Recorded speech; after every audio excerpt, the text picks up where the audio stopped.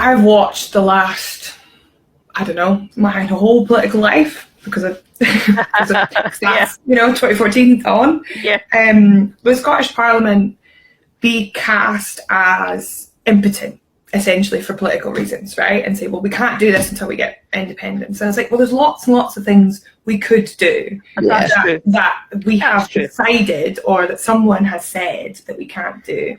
And I think that often that's a smokescreen for, the kind of politics that is at Holyrood and wants to run that. And often it's just, I don't know, there's a question of why exactly. But I think that kind of framing has gotten us also in a lot of problems now in Scotland, where we see, well, actually we did have power over this and we haven't taken the opportunities and used all of the ways that we could have devolved power, for example, outside of Holyrood, Sure. Yeah.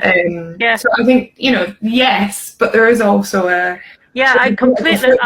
there. I think that's true. I think it's two different things, though. I think there's the bits where you have to have a budget to do something, and if you don't set your own budget and you're not in charge of your own money, that's a real limit. But then there's the other thing, which I think you've just touched on, and I agree with this actually with Scottish Government. There's also ideas and putting forward ideas and making new things happen, and they wouldn't necessarily need loads and loads of hundreds of millions of quid. But so one of them would be like land reform. That just needs more guts from Scottish politicians to sort of say to big landowners, we've heard you, we don't agree, we're not doing there, we're going to change it. If you don't like it, get out. And that kind of thing.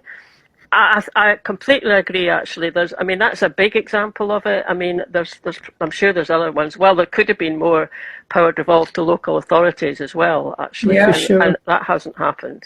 And I think if you look at the areas where that's making progress, I mean, say arguably land reform, that's a really big issue, and rent controls. These are because people have campaigned on them, right? Like living rent. One of the examples of the, I think, really amazing things happening right now is the RS of Scotland's citizens' assemblies that are happening in Dunfermline.